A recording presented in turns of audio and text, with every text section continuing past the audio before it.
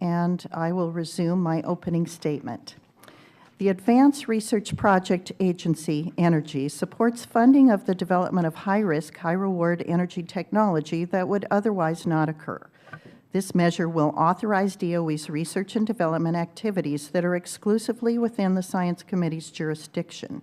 This legislation also builds on a bipartisan Senate bill to grant more flexibility to the national labs and implement best practices across the national lab system.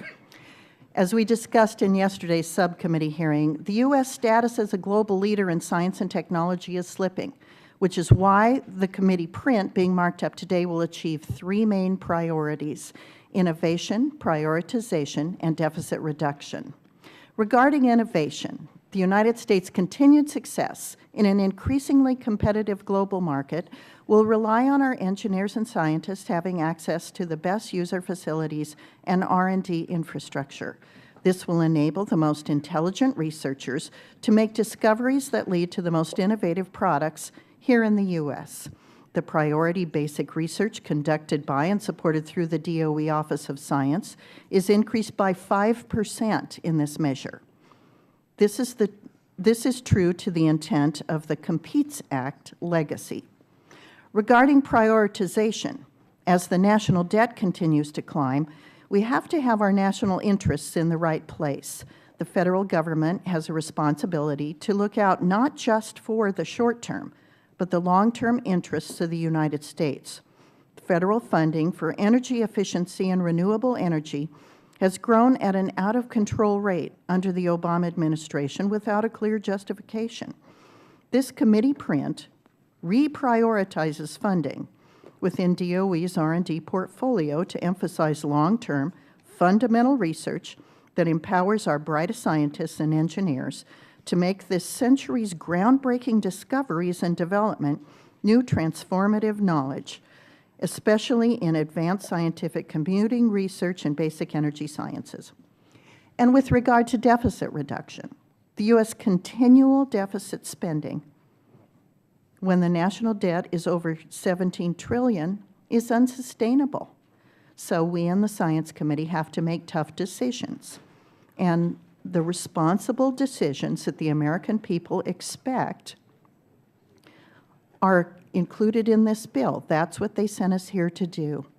This includes cuts to R&D within our own jurisdiction in order to reduce our nation's deficit spending.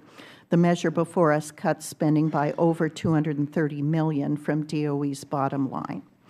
This legislation presents an opportunity to get the United States back to a common-sense, sustainable path for our nation's energy future.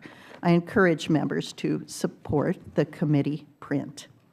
I now yield to the ranking member of the subcommittee, Mr. Swalwell, for his remarks. Thank you, Chairman Lummis. And I'm usually excited to arrive at these meetings and participate in this subcommittee. In fact, yesterday was an exciting subcommittee hearing on subatomic particles and helping us understand why the universe as we know it exists. Unfortunately, we are meeting today under different circumstances. We are here to consider a bill that was not shared with Democratic members of the subcommittee until late last Friday, and it proposes to reauthorize all Department of Energy research and development programs. That means we're asked to make tough decisions about how billions of taxpayer dollars are being spent with just 3 business days to read through the bill. And the other side routinely points out that under the Affordable Care Act, there was not enough time to read the bill before it was passed, but their path today proposes to do just that. And so, Madam Chair, we have worked together on a number of different bills, but I think today's action defies the history of us working together. And I wanted to go through some specifics as to what I'm talking about. And the first relates to process.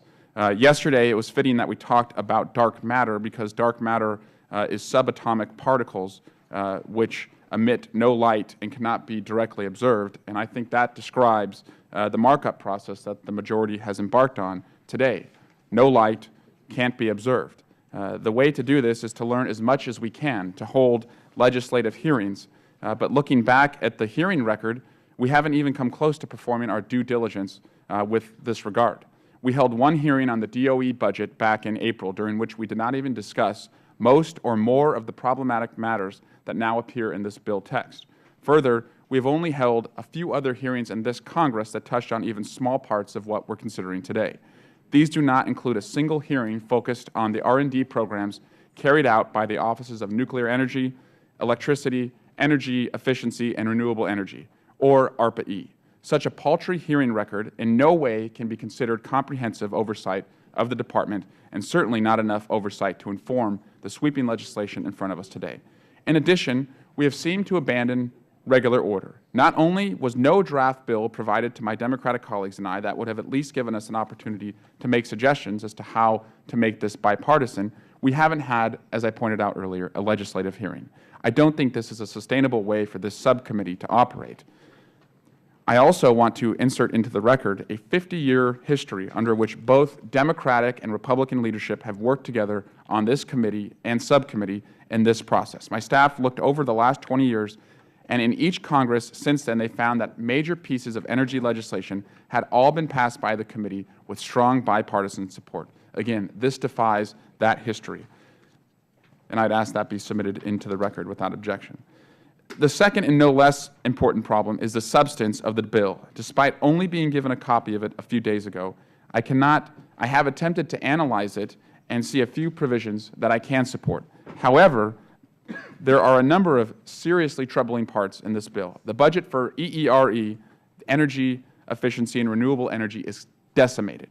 The Office of Science's biological and environmental research funding levels are slashed, and ARPA-E funding is cut. Burdensome limitations are placed on what research DOE can fund and are imposed that are clearly based on ideological considerations. Basically, there are provisions in here that say what we learn through DOE research we cannot use in environmental regulations. Essentially, hear no evil, see no evil. Furthermore, this bill includes particularly objectionable language barring the results of DOE-funded R&D activity from being used for regulatory assessments or determination by Federal regulatory authorities. This would essentially ban the EPA or FERC from using the most up-to-date research results when they set rules to protect our air, land, and water and prevent health hazards. This is just a brief overview of what I believe is wrong. I expect that my colleagues and I will highlight more of our concerns today and during the full committee's markup. So in closing, I'm disappointed that the majority chose not to approach me or considered working together to come up with legislation, rather dropping this in the cover of darkness on a Friday afternoon during a recess week, and then refused multiple reasonable requests to delay this hearing so that we could work together in a bipartisan way. Both of my objections are based on process and substance, and I strongly oppose this legislation and urge my colleagues to do the same. And with that, I yield back the balance of my time. And I ask that the Democratic Committee staff research major energy legislation from the 103rd Congress to the 112th be entered into the record. The exhibit is entered into the record. Thank you. I now recognize Ranking Member Johnson, who is present, for your statement. Thank you very much, Madam Chair, for yielding to me, and my remarks will be brief. Today's subcommittee markup represents a step backwards for this committee. On Monday, the House overwhelmingly passed a bipartisan NASA authorization bill that showed what this committee can accomplish when things are done with planning, thought, and the right way. Today, on the other hand, we get to see how dysfunctional the committee becomes when things are done the wrong way. The bill we are marking up today was first seen by the minority late Friday afternoon. Apparently, this was also the first time this bill was seen by many outside stakeholders who have an interest in basic and applied energy research. For all I know, it may have been the first time other majority members of the committee saw the bill. In the past 8 months, this subcommittee has had one joint hearing and one subcommittee hearing, and the latter occurred only yesterday. We have virtually no legislative record to support this bill, a bill that is over 100 pages long. This is not good legislating. How can the committee be marking up legislation that was not the product of legislative hearings and not vetted by outside stakeholders or the Department of Energy? Congress should not be writing legislation in a vacuum. Madam Chair, this markup is premature. We need to put the brakes on this bill and this ill-advised process and start over. There's still plenty of time in this session of Congress to hold legislative hearings on this bill and then move forward with a constructive markup. Otherwise, we will be acting in an uninformed manner to move a bill that will go nowhere. I would also point out that with the misguided First Act, we are moving an authorization for fiscal year 2015 at the same exact time as the Appropriations Committee is moving the relevant appropriations bill. In fact, the Energy and Water bill was marked up in subcommittee yesterday. And just as in the First Act, the amounts appropriated in the Energy and Water bill are very different from the amounts in the bill before us today. Are we really going to pick a fight over funding levels with the Appropriations Committee? I have a very hard time believing that this isn't just a massive waste of committee time and energy. We should stop this markup, start over, and work together to develop a constructive bill. This committee has the potential to pass meaningful legislation if the majority would simply engage in a meaningful process. Until that time, I strongly oppose the consideration and the passage of this bill. Thank you, and I yield back the balance of my time. I thank the ranking member. And I ask to be recognized. I will recognize myself for 5 minutes. Let's start with the fact that this committee has conducted 15 oversight hearings on energy programs within this committee's jurisdiction that make up this bill before us today. 15. I have that list, and I will submit it for the record as well. There has been a draft bill produced. It has been circulated to outside groups. It has been given to the minority, and the majority walked through the bill's outline with the minority last Thursday, and for over 3 hours, line by line, on Monday. In addition, a legislative hearing was held on Title I of the bill. But even so, the history of this committee actually shows that is the exception, not the rule, that a legislative hearing is a prerequisite for moving legislation. We only have to look back to the Competes Act itself, the predecessor to the draft at hand. It moved without legislative hearings. But there are many more examples. Not all bills have subcommittee markups. And that actually seems to be a rare case in Congress these days. This is not a full committee markup. This bill will be worked by the full committee. We are, by having this subcommittee markup today, making sure that there is an opportunity to vet this bill. We, by extending this courtesy to the minority, were hopeful they would engage in the amendment process to make this their bill too. Instead, they have chosen not to participate in the process. I would note that we met yesterday over the noon hour to discuss a request by the minority party that this meeting be postponed, that they had not had time to prepare amendments. Yet today, I note that having received the amendments just an hour before this hearing, that those amendments had been prepared yesterday at 9:14 a.m.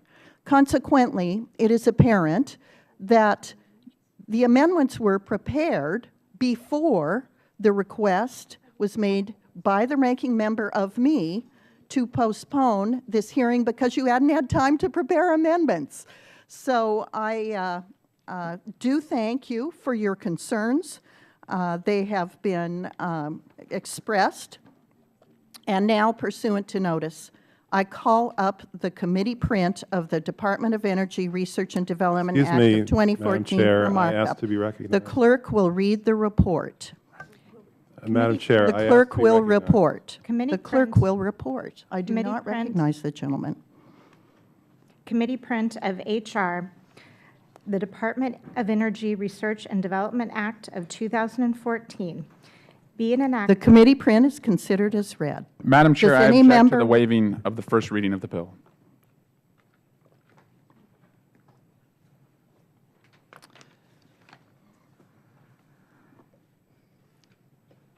The objection to the reading of the bill, so you're objecting to the first reading of the bill? I object to waiving of the first reading of the bill, and in the public's right to know, I ask that the bill be read in its entirety. I do not believe a reading of the bill is the best use of the subcommittee's time here today. Since you have 6 amendments, it's clear that you've proposed amendments to the bill and have read the bill. We should use this opportunity to exchange ideas on this committee print, to discuss your amendments, and to work out our differences instead of using tactics to stall the debate. Does the gentleman wish to withdraw his objection? Madam Chair, no, I do not believe the public or committee members have had adequate time for the bill, and so I would ask that the bill see the light of Congress and be read in its entirety. Madam Chair, I make a motion that we waive the reading of the bill. And as a point of order, the waiving of the, you cannot waive the reading of the bill. It requires unanimous consent, and I'm not consenting. The ranking member is correct. So I am left with little choice but to ask a member of this committee to move to adjourn, and we will take up the bill at full committee. As you know, a subcommittee Madam Chair. markup is not necessary. I recognize the gentleman from Texas. Yeah, I move we adjourn. Madam The Chair, motion has been made to adjourn. The question is on the motion to adjourn. And I would All ask for a those in recorded vote. favor, say aye. Opposed, say no. no. In the opinion of the chair, the ayes have it, and the Madam motion Chair, I'd is ask for a agreed recorded to. vote. A recorded vote has been requested. The clerk will call the roll. Mrs. Lummis. Aye. Mrs. Lummis votes aye. Mr. Weber. Aye. Mr. Weber votes aye. Mr. Hall. Mr. Lucas. Mr. Nagebauer. Mr. Nagebauer votes aye. Mr. McCall. Mr. Hultgren. Mr. Hultgren votes aye. Mr. Massey. Mr. Massey votes aye. Mr. Kramer. Mr. Kramer votes aye. Mr. Swalwell. No. Mr. Swalwell votes no. Mr. Grayson. No. Mr. Grayson votes no. Mr. Kennedy. Mr. Vesey. No. Mr. Vesey votes no. Ms. Lofgren. Mr. Lipinski. No. Mr. Lipinski votes no. Ms. Clark. Mrs. Chairwoman, 6 members voted aye, 4 members voted nay. The motion is agreed to. The subcommittee is now adjourned.